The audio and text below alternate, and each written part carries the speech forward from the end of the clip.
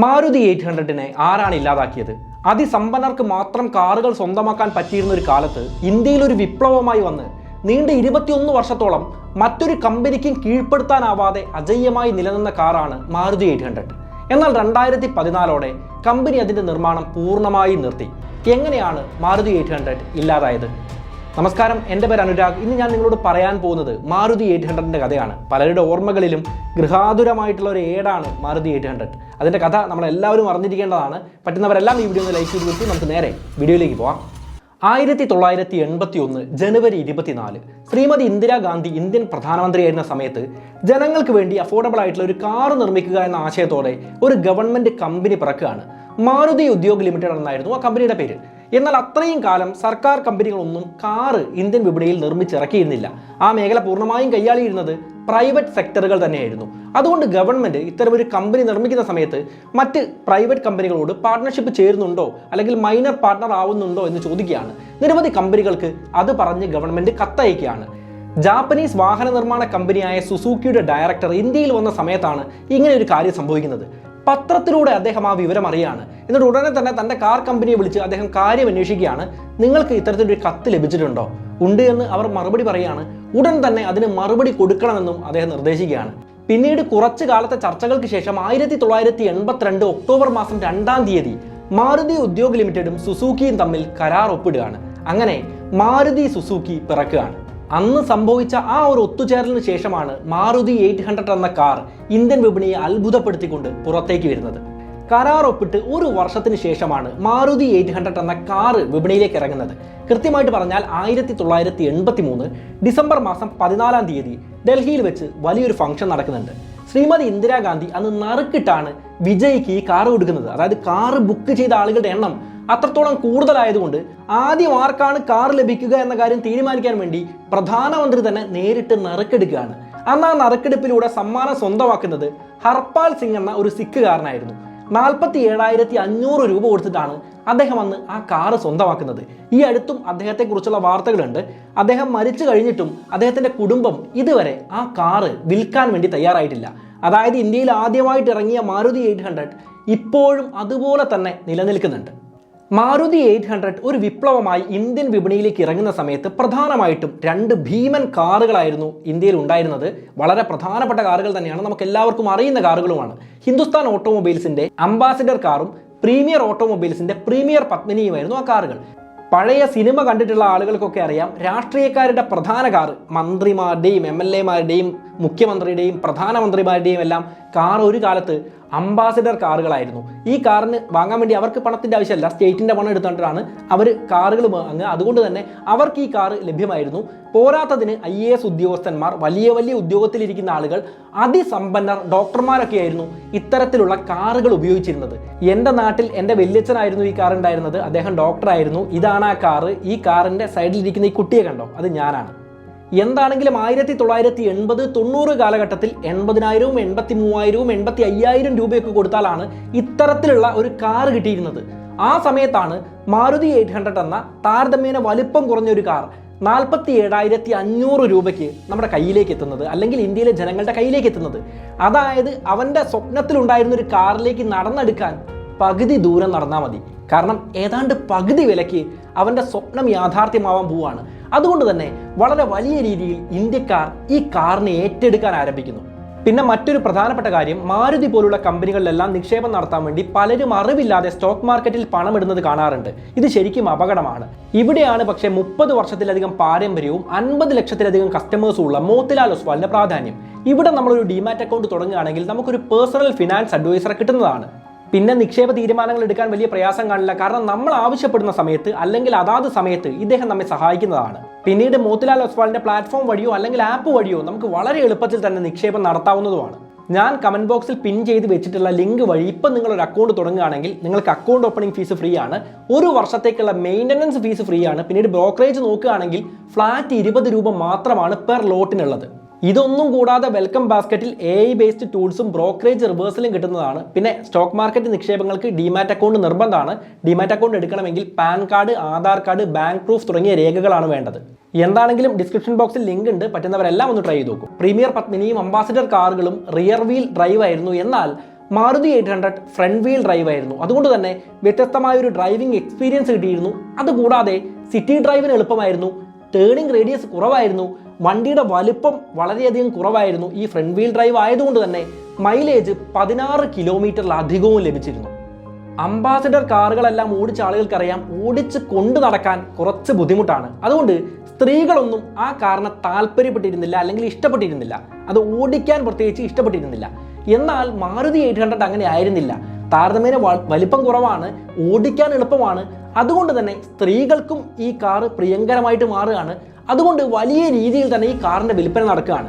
പുറത്തിറങ്ങി കേവലം 4 വർഷം കൊണ്ട് 1.5 ലക്ഷം യൂണിറ്റുകളാണ് മാരുതി 800-ൻ്റെതായി വിറ്റുപോകുന്നത്. നമ്മുടെ കാറുകളെല്ലാം കരിഞ്ചന്തയിൽ വിൽക്കപ്പെടുക എന്ന് പറയുന്നത് ചിന്തിക്കാൻ പറ്റാത്തൊരു കാര്യമാണ്. ബ്ലാക്ക് മാർക്കറ്റിൽ വിൽക്കപ്പെടുക എന്ന് പറയുന്നത് നമുക്കൊന്നും ചിന്തിക്കാൻ പറ്റില്ല.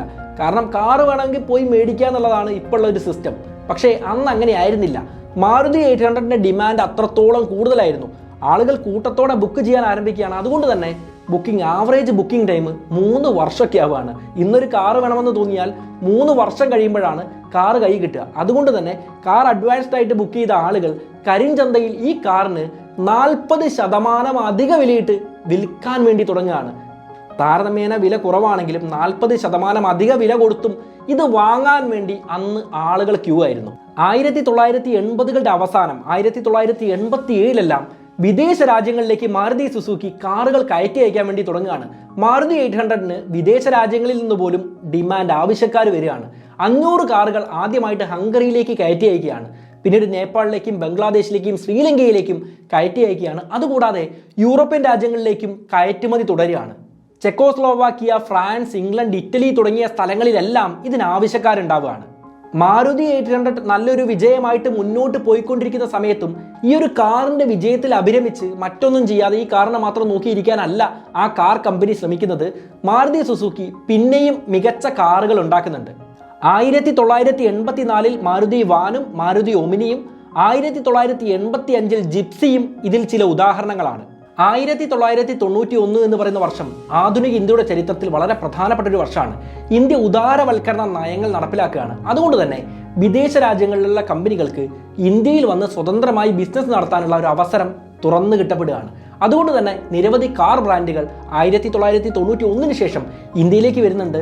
അവരെല്ലാം വിപണി കീഴടക്കാനുള്ള പല തന്ത്രങ്ങളും പയറ്റുന്നുണ്ട്. എന്നാൽ ആ സമയത്തും അജയ്യമായി തന്നെയാണ് മാരുതി 800-ൻ്റെ പോക്ക്. വിപണിയിൽ പിടിച്ചു നിൽക്കണമെങ്കിൽ കാലാനുസൃതമായ മാറ്റങ്ങൾ വരുത്തണമെന്നും നമുക്കറിയാം. ആ മാറ്റങ്ങൾ വണ്ടിയുടെ വില കൂട്ടും എന്നും നമുക്കറിയാം. ആ രീതിയിൽ തന്നെ മാരുതി 800 നിരവധി മാറ്റങ്ങൾ വരുത്തുന്നുണ്ട്. അതിൻ്റെ വിലയും അല്പാൽപമായി കൂടി വരുന്നുമുണ്ട്. എന്നാൽ ഈ കാർ ഇറങ്ങുന്ന സമയത്ത് അടിസ്ഥാന സേഫ്റ്റി ഫീച്ചറായ സീറ്റ് ബെൽറ്റ് പോലും ഈ കാറിൽ ഇല്ലായിരുന്നു.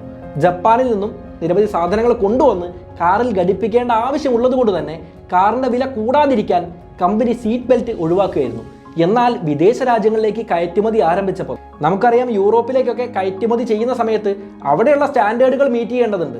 അതുകൊണ്ട് തന്നെ കാറിന് സീറ്റ് ബെൽറ്റ് നിർബന്ധമാക്കേണ്ട ആവശ്യം വരികയാണ്. ഒന്ന് ശ്രദ്ധിക്കണം, വിദേശ രാജ്യങ്ങളിലേക്ക് കയറ്റുമതി ചെയ്യുന്ന സമയത്താണ് സീറ്റ് ബെൽറ്റ് എന്ന് പറയുന്ന ചിന്ത തന്നെ അവരുടെ മനസ്സിലേക്ക് വരുന്നത്. എന്താണെങ്കിലും കാലങ്ങൾ കൊണ്ട് നിരവധി മാറ്റങ്ങൾ മാരുതി 800-ന് വരുന്നുണ്ട്. അതുകൊണ്ട് തന്നെ അല്പാൽപമായി അതിൻ്റെ വില കൂടുന്നുമുണ്ട്.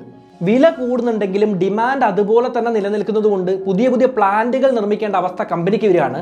മാരുതി 800 നിർമ്മിക്കാൻ വേണ്ടി മാത്രം 1995-ൽ രണ്ടാമത്തെ പ്ലാന്റ് കമ്പനി സ്ഥാപിക്കുകയാണ്. കേവലം 4 വർഷം കൊണ്ട് 1999-ൽ മൂന്നാമത്തെ പ്ലാന്റ് സ്ഥാപിക്കുകയാണ്.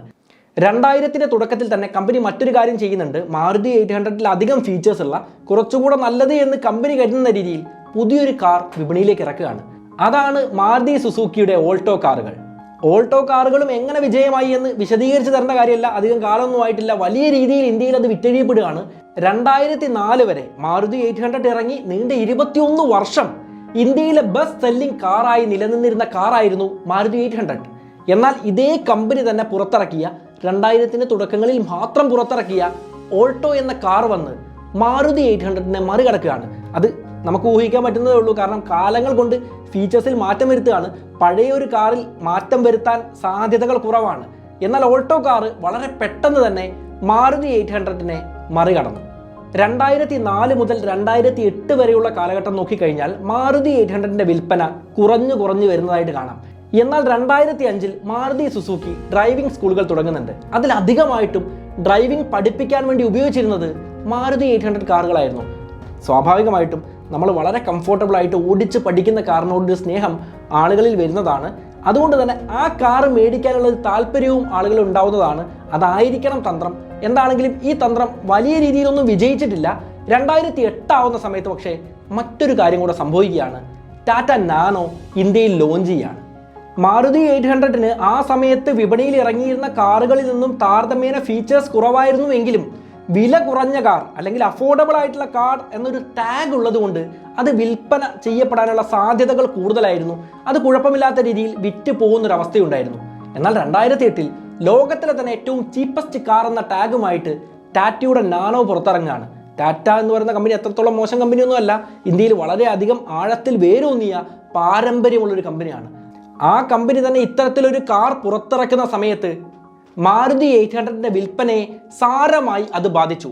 ടാറ്റ നാനോ വിപണിയിലേക്ക് എത്തിയ സമയത്ത് എങ്ങനെയാണ് മാരുതി 800-ന്റെ വിൽപ്പന ബാധിച്ചത് എന്ന കാര്യത്തെക്കുറിച്ച് ഗ്രാഫൊക്കെ വരച്ചുകൊണ്ട് വിശദമായിട്ട് തന്നെ നമ്മൾ കഴിഞ്ഞ ടാറ്റ നാനോയെക്കുറിച്ച് ചെയ്തൊരു വീഡിയോയിൽ പറഞ്ഞിരുന്നു. അതുകൊണ്ട് കൂടുതൽ കാര്യങ്ങൾ ഞാൻ ഈ വീഡിയോയിൽ പറയുന്നില്ല. എന്താണെങ്കിലും ടാറ്റ നാനോയുടെ വരവ് മാരുതി 800-ന്റെ വിൽപ്പനയെ സാരമായി തന്നെ ബാധിക്കുന്നുണ്ട്. ടാറ്റയുടെ നാനോ കാർ ഇറങ്ങുന്നതിന് മുൻപേ തന്നെ ഇന്ത്യയുടെ എമിഷൻ നോംസിൽ ഒരു വ്യത്യാസം വരുത്തിയിരുന്നു. അതുകൊണ്ട് തന്നെ ഈ പുകയുമായി ബന്ധപ്പെട്ട കാര്യങ്ങളാണ്. അത്തരം കാര്യങ്ങൾ ശ്രദ്ധിച്ച് അത്തരം മാനദണ്ഡങ്ങൾ പാലിക്കുന്ന കാറുകൾ മാത്രമേ ഇന്ത്യൻ വിപണിയിൽ ഇറക്കാവൂ എന്നതായിരുന്നു ആ സമയത്ത് ഉണ്ടായിരുന്ന റൂൾ. അത്തരം മാറ്റങ്ങൾ വരുത്തി കഴിഞ്ഞാൽ മാരുതി 800-ന്റെ വില ഇനിയും കൂടുന്നതാണ്. അല്ലെങ്കിൽ അങ്ങനെയൊക്കെ മാറ്റങ്ങൾ വരുത്തി ഒരു കാർ ഇറക്കുന്ന സമയത്ത് വേണ്ട രീതിയിൽ വിൽപ്പന ഉണ്ടാവുമോ എന്നും കമ്പനി ആശങ്കപ്പെട്ടിരുന്നു. മാരുതി സുസുക്കി ചിന്തിക്കുന്ന സമയത്ത് അജയ്യമായി ഈ സമയത്ത് മുന്നേറിക്കൊണ്ടിരിക്കുന്നത് മാരുതി സുസുക്കിയുടെ തന്നെ ഓൾട്ടോ എന്ന് പറയുന്ന കാറാണ്. കമ്പനി നോക്കുന്ന സമയത്ത് നമുക്കാണ് ഗൃഹാതുരമായിട്ടുള്ള ഓർമ്മയൊക്കെ ഉള്ളത്. കമ്പനി നോക്കുന്ന സമയത്ത് കൂടുതലായും വിറ്റ് പോകുന്ന കാറുകൾ വിപണിയിലേക്ക് ഇറക്കാനും അതിൽ കൂടുതൽ ശ്രദ്ധ കേന്ദ്രീകരിക്കാനുമാണ് ശ്രമിക്കുക. കാലങ്ങൾക്കനുസരിച്ചുള്ള മാറ്റം ഓരോ കമ്പനിയും വരുത്തുക അങ്ങനെ തന്നെയാണ്. അതുകൊണ്ട് തന്നെ ചില കമ്പനികളെ നമുക്കറിയാം, അവർ ഗൃഹാതുരമായ ഓർമ്മയുടെ ബേസിസിൽ മാത്രം 1-2 കാറുകൾ ഇറക്കാറുണ്ട്. അംബാസഡർ കാറിനെ തന്നെ നമ്മൾ നോക്കുകയാണെങ്കിൽ ഒരുപാട് വർഷത്തിൽ 1-2 കാറ് മാത്രമായിട്ട് കമ്പനി നിർമ്മിച്ചുകൊണ്ടേ ഇരുന്നിരുന്നു. ടാറ്റ നാനോയും അങ്ങനെ തന്നെയാണ്. ഒരു ഓർമ്മയുടെ ഒരു സ്നേഹത്തിൻ്റെ ബേസിസിൽ 2018 വരെ അവർ കാറുകൾ നിർമ്മിച്ചിരുന്നു. എന്നാൽ അതിനാവശ്യക്കാരുണ്ടായിരുന്നില്ല. കാര്യമായ രീതിയിൽ അതിൻ്റെ വിൽപ്പനയും അവർ നടത്തിയിരുന്നില്ല. അതുപോലെ തന്നെ വളരെ കുറഞ്ഞ എണ്ണത്തിൽ മാരുതി 800 പുറത്തേക്ക് വരുന്നുണ്ട്. എന്നാൽ 2014 കാറിൻ്റെ നിർമ്മാണം പൂർണ്ണമായിട്ടും കമ്പനി നിർത്തുകയാണ്. വളരെ ചുരുക്കി പറഞ്ഞാൽ മാരുതി 800 ഒരു വിപ്ലവം തന്നെയായിരുന്നു. ഇന്ത്യയിൽ ഒരുപാട് പേർക്ക് കാറെന്ന് സ്വപ്നം കാണാൻ പഠിപ്പിച്ച കാറാണ്. ധാരാളമായി വിറ്റുപോയ കാറാണ്. ഒരുപക്ഷെ ഈ വീഡിയോ കാണുന്ന പലർക്കും ഒരുപാട് ഓർമ്മകൾ സമ്മാനിച്ചിട്ടുള്ള കാറാണ്. എന്നാൽ ഇന്ത്യയുടെ എമിഷൻ നോംസോ ടാറ്റ നാനോയോ അല്ലെങ്കിൽ മാരുതി സുസുക്കിയുടെ തന്നെ ഓൾട്ടോയോ മറ്റ് കാറുകളോ ഒന്നുമല്ല മാരുതി 800-നെ ഇല്ലാതാക്കിയത്. മാരുതി 800-നെ ആരാണ് ഇല്ലാതാക്കിയത് എന്ന് ചോദിച്ചാൽ കാലമെന്ന് ഉത്തരം പറയേണ്ടി വരും. മാരുതി സുസുക്കി എന്ന കമ്പനിക്ക് പേരും പ്രശസ്തിയും ഇന്ത്യൻ കാർ ചരിത്രത്തിൻ്റെ പ്രധാനപ്പെട്ട ഒരു ഏടും അലങ്കരിക്കുന്ന മാരുതി 800 എന്ന കാറിനെ കുറിച്ചാണ് ഇന്ന് ഞാൻ നിങ്ങളോട് പറഞ്ഞത്. ഇൻ്റർനെറ്റിൽ മറ്റൊരു സ്ഥലത്തും ഇത്രയും കോംപ്രിഹെൻസീവായിട്ട് മനസ്സിലാവുന്ന രീതിയിൽ വീഡിയോ ഇല്ല എന്നാണ് ഞാൻ മനസ്സിലാക്കുന്നത്. അതുകൊണ്ട് തന്നെ കുറച്ചധികം സമയം എടുത്തിട്ടാണ് ഈ വീഡിയോ നിർമ്മിച്ചിട്ടുള്ളത്. ഈ വീഡിയോ നിങ്ങൾക്ക് ഇഷ്ടമായെങ്കിൽ തീർച്ചയായിട്ടും നിങ്ങൾ ലൈക്ക് ചെയ്യണം. ഈ വീഡിയോയെക്കുറിച്ചുള്ള അഭിപ്രായങ്ങൾ എന്ത് തന്നെയാണെങ്കിലും കമൻറ്റിൽ എഴുതണം. കുറച്ചധികം സമയം എടുത്തിട്ടാണ് വീഡിയോ ഉണ്ടാക്കിയത്. അതുകൊണ്ട് തന്നെ കൂട്ടുകാർക്ക് വേണ്ടി ഷെയർ ചെയ്യുന്ന കാര്യമൊന്നും പരിഗണിക്കുക. പിന്നെ ഞാൻ വീഡിയോയുടെ ഇടയിൽ പറഞ്ഞിട്ടുള്ളതുപോലെ മോത്തിലാൽ ഒസ്വാളിൻ്റെ ഡിമാറ്റ് അക്കൗണ്ട് തുടങ്ങാൻ ആവശ്യമായ ലിങ്കും കാര്യങ്ങളും എല്ലാം ഞാൻ ഡിസ്ക്രിപ്ഷൻ ബോക്സിൽ കൊടുക്കുന്നുണ്ട്. പറ്റുന്നവരെല്ലാം ഒന്ന് ട്രൈ ചെയ്ത് നോക്കും. നമുക്ക് എന്തായാലും മറ്റൊരു നല്ല വിഷയമായിട്ട് വീണ്ടും കണ്ടുമുട്ടാം. It's me Anurag signing off.